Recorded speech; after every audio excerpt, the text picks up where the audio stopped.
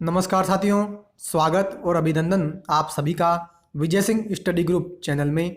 मैं विजय सिंह और साथियों हम चर्चा कर रहे हैं इंडियन पॉलिटी में भारत की राज व्यवस्था एम लक्ष्मीकांत की बुक हम डिस्कस कर रहे हैं। लक्ष्मीकांत पॉलिटी सीरीज हमारी चल रही है और उसमें इमरजेंसी प्रोविजंस यानी आपातकालीन प्रावधान का लेसन नंबर 16, ठीक है, इस बुक का लेसन नंबर 16 हमारा चल रहा है। उसमें हमने अभी तक इमरजेंसी प्रोविजंस का जो टॉपिक है, लेसन जो है, उसमें हमने आर्टिकल 352 यानी राष्ट्रीय आपातकाल की हमने चर्चा कर ली। आर्टिकल 356 आर्टिकल 365 राष्ट्रपति शासन की हमने चर्चा कर ली। ठीक है, कैसे लगाया जाता है, क्या प्रोसीजर होता है, कितनी इसकी टेन्योर होता है, क्या क्या इसमें इफेक्ट पड़ते हैं मूल अधिकारों पर, ठीक है, राज्य पर क्या प्रभाव पड़ता है, केंद्र राज्य संबंधों पर, सबकी हमने डिटेल से अभी तक चर्चा कर ली है। ठीक है, जितने भी व्यूअर्स ने इसकी पिछली वीडियो नहीं देखी है राष्ट्रीय आपातकाल और राष्ट्रपति शासन की, जरूर से मित्रों उसको देख लीजिएगा। बहुत ही इंपॉर्टेंट एम लक्ष्मीकांत की बुक का चैप्टर है। डायरेक्टली यहाँ से क्वेश्चन बनने की पूरी संभावनाएं रहती है, तो ध्यान से जरूर से आप उसको देख लीजिएगा। और साथियों, आज जो चर्चा करेंगे वो करेंगे फाइनेंशियल आपातकाल यानी वित्तीय आपातकाल की। आज हम चर्चा करने वाले हैं कि आखिर वित्तीय आपातकाल होता क्या है, कौन सी ऐसी परिस्थिति बनती है उस समय हम वित्तीय आपातकाल लगा सकते हैं। क्या वित्तीय आपातकाल जब लगाया जाता है तो क्या राष्ट्रपति सैलरी को काट सकते हैं, ठीक है, क्या क्या उसमें प्रोसीजर होता है, उन सभी के बारे में चर्चा करेंगे। और साथियों, आज इसकी भी चर्चा करेंगे कि जो आपातकालीन प्रावधान हुए हैं इसकी आलोचकों ने क्या क्या आलोचनाएं की है, यानी क्रिटिसिज्म भी आज हम इसकी करेंगे। और साथियों, आज ये लेसन हमारा कंप्लीट हो जाएगा जो इमरजेंसी से संबंधित है। ठीक है, तो फ्रेंड्स, आज की वीडियो पसंद आए तो प्लीज़ वीडियो को लाइक करना, ज़्यादा से ज़्यादा दोस्तों मित्रों इसको शेयर करना है। और चैनल को मित्रों आपने अभी तक भी सब्सक्राइब नहीं किया तो आप मेरे चैनल को ज़रूर से सब्सक्राइब कर लें। घंटी का जो बटन है उसके ऑल पर ज़रूर से क्लिक कर लें ताकि सभी वीडियो के नोटिफिकेशन आपको मिल जाए। क्लियर? क्योंकि मित्रों हमने ये बात कही थी कि पूरी एम लक्ष्मीकांत की जो बुक है भारतीय राज्य व्यवस्था वो हम कंप्लीट करेंगे। लेसन नंबर 16 हमारा चल रहा है। इसमें पूरे 80 लेसन हैं, तो कंप्लीट 80 लेसन हम करने वाले हैं। चाहे कोई सा भी एग्जाम हो, आपका सिंगल क्वेश्चन यहाँ से छूटने वाला नहीं है। ठीक है, तो साथियों चर्चा अब हम स्टार्ट करते हैं। और देखो क्या बात कही जाती है, चर्चा कर रहे हैं वित्तीय आपातकाल के बारे में। पहली बात चर्चा करेंगे उद्घोषणा के आधार के बारे में, यानी वही किस आधार पर हमें अगर वित्तीय आपातकाल अगर हमें लगाना है तो ऐसा कौन सा आधार है, यानी कौन सा वो ठोस कारण, रीजन क्या होगा, उस कारण के आधार पर हम पूरे इंडिया में वित्तीय आपातकाल लगा सकते हैं। तो उसकी चर्चा करेंगे। चर्चा स्टार्ट करते हैं। कहते हैं आर्टिकल 360 राष्ट्रपति को वित्तीय आपातकाल की घोषणा करने की शक्ति प्रदान करता है। किसको शक्ति प्रदान करता है? राष्ट्रपति को। कौन सा अनुच्छेद? आर्टिकल 360, पहली बात। ठीक है, नेक्स्ट कहता है यदि वह संतुष्ट हो कि ऐसी स्थिति उत्पन्न हो गई है जिसमें भारत अथवा उसके किसी क्षेत्र की वित्तीय स्थिति तथा प्रत्येक खतरे में हो, यानी कौन से कारण के आधार पर वो लगाएगा, उद्घोषणा के आधार की चर्चा कर रहे हैं, यानी रीजन की हम चर्चा कर रहे हैं। तो ये कहता है कि राष्ट्रपति मान लीजिए इस बात से वो संतुष्ट हो जाए, यानी उसको इस बात का पूरी पक्के तरीके से पता लग गया कि ऐसी स्थिति उत्पन्न हो गई है या ऐसी स्थिति उत्पन्न होने वाली है जिससे हमारा इंडिया की जो फाइनेंशियल जो कंडीशन है, वित्तीय जो स्थिति है, ठीक है, वो हमारी खतरे में पड़ सकती है। तो उस परिस्थिति में राष्ट्रपति वित्तीय आपातकाल की आर्टिकल 360 का उपयोग करके वित्तीय आपातकाल की वो घोषणा करेंगे। क्लियर? आई होप कि ये बात आपको समझ आई। नेक्स्ट कहते हैं राष्ट्रपति की वित्तीय आपातकाल की घोषणा करने की संतुष्टि की न्यायिक समीक्षा की जा सकती है, यानी वही बात सीधी सी कि वित्तीय आपातकाल जैसे ही राष्ट्रपति ने घोषणा की तो न्यायपालिका उसकी जांच कर सकती है। ठीक है, जो हम चर्चा कर रहे थे कि राष्ट्रपति शासन और राष्ट्रीय आपातकाल की क्या जुडिशरी समीक्षा जुडिशियल रिव्यू के माध्यम से कर सकती है, तो बिल्कुल कर सकती है। यानी सीधा सा बात आप एक सेंटेंस में याद रखना, आर्टिकल 352 यानी राष्ट्रपति राष्ट्रीय आपातकाल, आर्टिकल 356/365 यानी राष्ट्रपति शासन और आर्टिकल 360 तीनों की न्यायपालिका जांच कर सकती है कि क्या तीनों लगाए गए जो हैं, यानी अगर तीनों में से कोई भी आपातकाल अगर लगाया गया तो क्या ये सही है या गलत है, तीनों की वो जाँच हमारी जुडिशरी कर सकती है। ठीक है, सिंगल सेंटेंस में आप ये बात याद रखना। आगे चर्चा करते हैं वही बात कि कैसे हम वित्तीय आपातकाल लगाएंगे, क्या प्रोसीजर होगा, कितना इसका समयावधि होगी, उसकी चर्चा स्टार्ट करते हैं। कहते हैं कि संसदीय अनुमोदन और समयावधि की क्या बात कहते हैं। पहली बात कि वित्तीय आपात की घोषणा को घोषित तिथि के 2 माह के भीतर संसद की स्वीकृति मिलना अनिवार्य है। सिंपल सी बात जो हमने राष्ट्रपति शासन में की थी कि राष्ट्रपति शासन को भी हम 2 माह के भीतर संसद से स्वीकृति दिलाएंगे। उसी प्रकार से वित्तीय आपातकाल भी हमें 2 माह के भीतर संसद से स्वीकृति लेनी पड़ेगी, लेकिन राष्ट्रपति शासन की स्वीकृति हमें 1 माह के अंदर अंदर लेनी पड़ रही थी। इसकी हमने चर्चा डिटेल से करी थी। ठीक है, जितने भी व्यूअर्स ने राष्ट्रीय आपातकाल और राष्ट्रपति शासन की वीडियो नहीं देखी है, जरूर से मित्रों उसको देख लीजिएगा। बहुत इंपॉर्टेंट है वीडियो है, मैं बार बार कह रहा हूँ। अलग से प्लेलिस्ट बनी हुई है आपातकालीन प्रावधान के नाम से। क्लियर, आगे चर्चा करते हैं। कहते हैं कि यदि वित्तीय आपातकाल की घोषणा करने के दौरान अगर लोकसभा विघटित हो जाए या 2 माह के भीतर इसे मंजूर करने से पूर्व ही लोकसभा विघटित हो जाए तो यह घोषणा पुनर्गठित लोकसभा की प्रथम बैठक के बाद 30 दिनों तक प्रभावी रहेगी, परंतु इस अवधि में इसे राज्यसभा की मंजूरी मिलना आवश्यक है। वही बात, सिंपल सी बात, यानी सेम बात जो राष्ट्रपति शासन में आ रही थी, सेम वही बात एज इट इज आ रही है कि अगर बिना वित्तीय आपातकाल की घोषणा को मंजूरी दिए ही लोकसभा विघटित हो गई तो नई लोकसभा जैसे ही गठित होगी, ठीक है, तो नई लोकसभा गठित हुई और उसकी पहली बैठक जैसी हुई, उसकी पहली बैठक से आने वाले 30 दिनों तक उसका समय होगा। उस 30 दिनों के अंदर अंदर उसको उस वित्तीय आपातकाल की घोषणा को अनुमोदन देना पड़ेगा।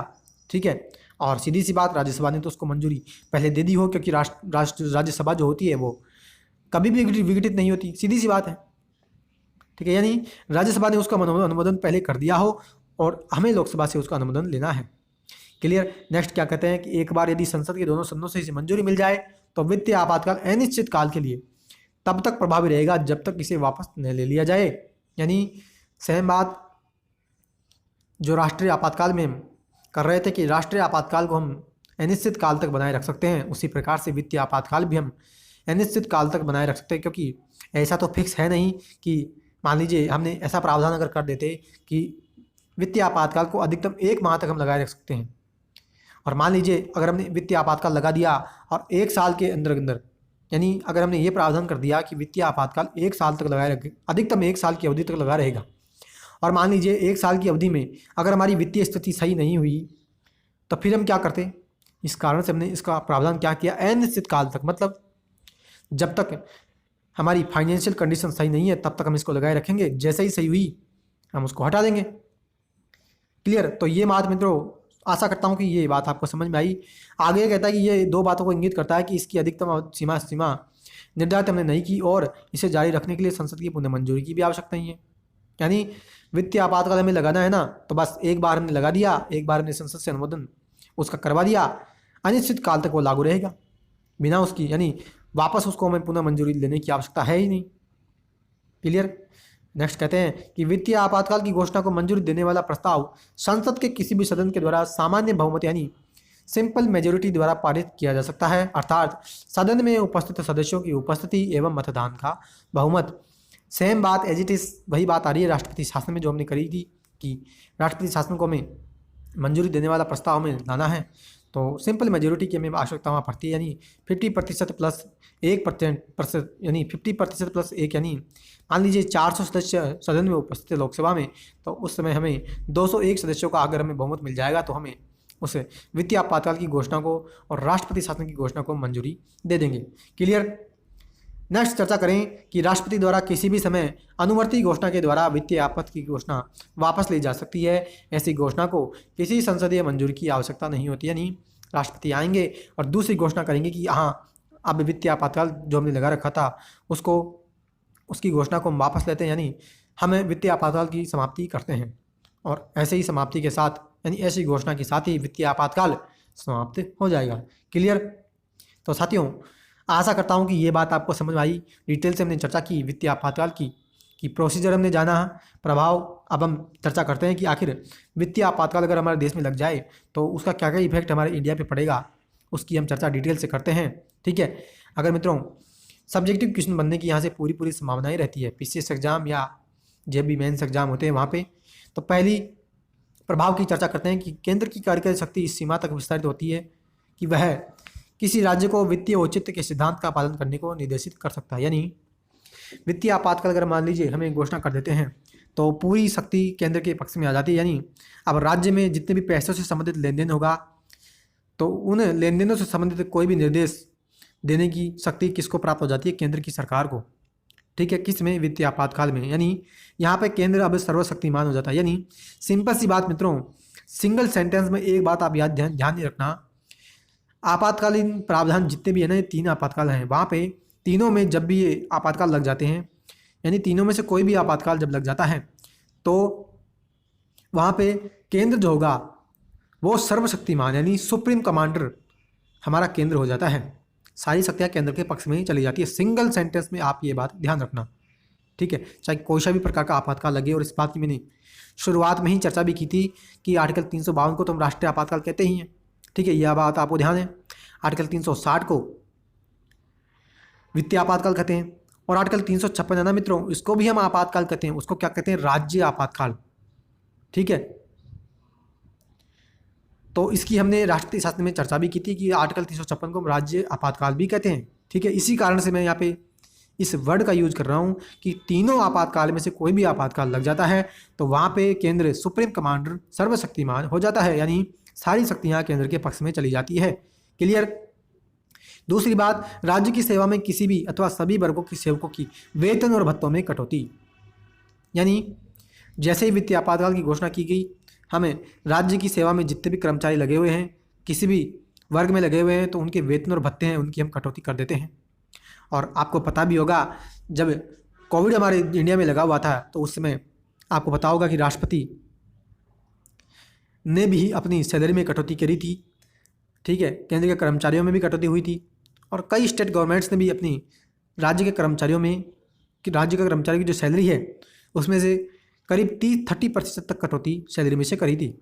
हालांकि मित्रों वो ऐसी परिस्थिति नहीं थी, यानी उस समय हमने कोई भी वित्तीय आपातकाल घोषित नहीं किया था। इस बात का आपको ध्यान होना चाहिए, ठीक है। यानी उस समय वित्तीय आपातकाल हमारे देश में लगा हुआ नहीं था, लेकिन फिर भी हमने सैलरी में कटौती करी। क्लियर। नेक्स्ट बात कि राज्य विधायिका द्वारा पारित कर राष्ट्रपति के विचार लाए गए सभी धन विधेयक और अन्य वित्तीय विधेयकों को आरक्षित करना, यानी मान लीजिए किसी राज्य की विधायिका ने अगर कोई धन विधेयक या वित्त विधेयक पारित कर दिया है तो उसको भी, ठीक है, उसको पारित किया और उसको पारित करके राष्ट्रपति के पास उसको ला रहे हैं, तो राष्ट्रपति उसको अपने पास रख सकते हैं, क्योंकि उस समय फाइनेंशियल कंडीशन हमारी सही नहीं है। तो इस कारण से पैसों से संबंधित जो भी काम होगा उसको पहले राष्ट्रपति से सहमति लेनी पड़ेगी। क्लियर। नेक्स्ट क्या कहते हैं कि राष्ट्रपति वेतन एवं भत्तों में कटौती जारी कर सकता है। केंद्र की सेवा में लगे सभी अथवा किसी भी श्रेणी के व्यक्तियों की उच्चतम न्यायालय और न्यायालय के सभी न्यायाधीशों की, यानी वो कहना चाह रहा है कि राष्ट्रपति वित्तीय आपातकाल की स्थिति में वेतन और भत्तों में जो कटौती करेगा, किसी में केंद्र की सेवा में लगे कर्मचारी और किसी भी श्रेणी के कर्मचारी हों, यानी चाहे ग्रुप ए के हों या बी के हों, सभी के व्यक्तियों की, सभी के गवर्नमेंट जो सर्वेंट हैं उनकी सैलरी में से वो कटौती कर सकता है। यहाँ तक कि सुप्रीम कोर्ट और हाई कोर्ट के जो न्यायाधीश हैं, जो जज हैं, उनकी भी सैलरी में कटौती वहाँ की जा सकती है। क्लियर।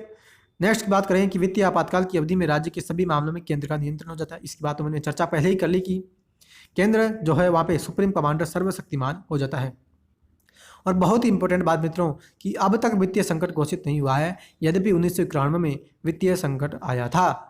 यानी मित्रों 1991 में हमने जब वित्तीय संकट हमारे देश में उत्पन्न हुआ, हमारी फाइनेंशियल कंडीशन बहुत ख़राब हुई, जब नरसिम्हा राव की सरकार थी, तो उस समय वित्तीय संकट हालांकि हमारे देश में बना हुआ था, लेकिन फिर भी मित्रों उस समय भी हमने वित्तीय आपातकाल घोषित यानी वित्तीय आपातकाल की घोषणा हमने नहीं की। यानी वित्तीय आपातकाल हमें यहाँ पे मित्रों हमने कभी भी आज तक घोषित नहीं किया हुआ है, ठीक है। अब मित्रों अंतिम बात जो चर्चा करते हैं कि हमने चर्चा तो कर ली कि राष्ट्रीय आपातकाल, राष्ट्रपति शासन और वित्तीय आपातकाल लगाते हैं। अब चर्चा कर रहे हैं मित्रों कि आखिर क्या ये हम जो लगाते हैं ना आपातकाल जो लगाते हैं, क्या ये सही है या गलत है, इसकी आलोचकों ने क्या क्या आलोचनाएं, क्रिटिसिज्म क्या क्या इसका किया है, उसकी चर्चा कर लेते हैं। और चर्चा के साथ ही हमारा लेसन कंप्लीट हो जाएगा। कहते हैं कि संविधान सभा के कुछ सदस्यों ने संविधान में आपातकालीन प्रावधानों की निम्न आधार पर आलोचना की है। यानी संविधान सभा के जो सदस्य थे उन्होंने इमरजेंसी प्रोविजंस की कुछ आलोचनाएं करी है। पहली करते हैं आलोचना कि संविधान का संघीय प्रभाव नष्ट होगा और केंद्र सर्वशक्तिमान बन जाएगा। सिंपल सी बात है, इसकी तो हमने कई बार चर्चा की है। अभी कुछ समय पहले चर्चा की कि आपातकाल की स्थिति में केंद्र जो है सर्वशक्तिमान यानी सुप्रीम कमांडर बन जाता है, और संविधान का संघीय जो प्रभाव यानी संघीय प्रभाव का मतलब सेपरेशन ऑफ पावर्स यानी शक्तियों का विभाजन, शक्तियों का जो बंटवारा हमने किया है केंद्र और राज्य की सरकारों के बीच में और स्थानीय सरकारों के बीच में, अलग से हमने विषय बांट दिए संघ सूची में, राज्य सूची में और समवर्ती सूची में, यानी शक्तियों का हमने बंटवारा कर दिया।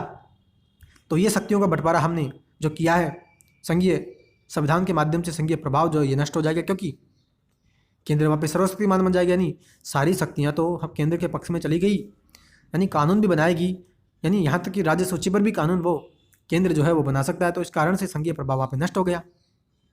सेपरेशन ऑफ पावर यानी शक्तियों का बंटवारा जो है वो वहाँ पे हमें दिखता नहीं है, पहली बात। दूसरी आलोचना कि राज्यों की शक्तियाँ चाहे एकल और संघीय हो, दोनों पूरी तरह से केंद्रीय प्रबंधन के हाथ में आ जाती है, ठीक है।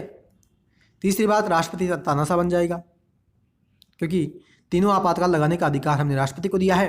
तो इस कारण से ये करेगा कि राष्ट्रपति जो है वो एक तानाशाह बन जाता है, यानी डिक्टेटरशिप वहाँ लागू हो जाती है, यानी राष्ट्रपति सभी निर्णय लेने में सक्षम हो जाता है।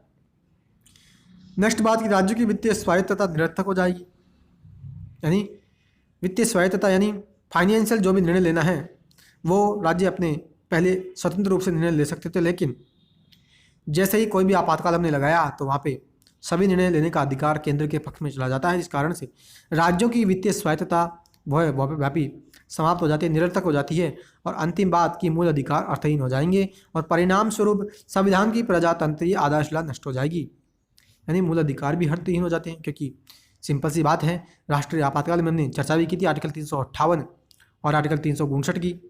आर्टिकल 358 आर्टिकल 19 में 6 मूल अधिकार जो हैं, यानी जो हमारा वाक एवं अभिव्यक्ति की स्वतंत्रता का जो अधिकार है उसकी हमने आर्टिकल 19 में चर्चा की थी कि आर्टिकल जब भी राष्ट्रीय आपातकाल लगता है बाह्य आक्रमण के आधार पर, तो आर्टिकल 358 के माध्यम से आर्टिकल 19 में जो 6 मूल अधिकार है वो हमारे निलंबित हो जाते हैं।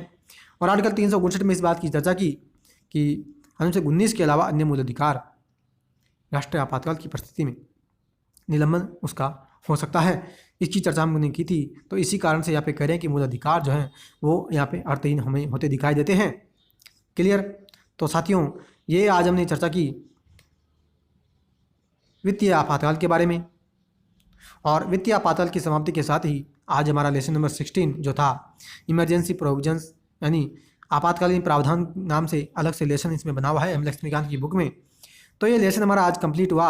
आशा करता हूँ मित्रों आज का लेसन और पूरा ये जो लेसन है आर्टिकल 352, 356 और 360 यानी इमरजेंसी प्रोविजंस का जो लेसन है वो आपको अच्छी प्रकार से समझ आया होगा। किसी भी प्रकार की कोई भी अगर आपको किसी भी प्रकार की परेशानी का सामना करना पड़ा हो तो पुनः आप वीडियो को देख करके बार बार उसको सुनिएगा।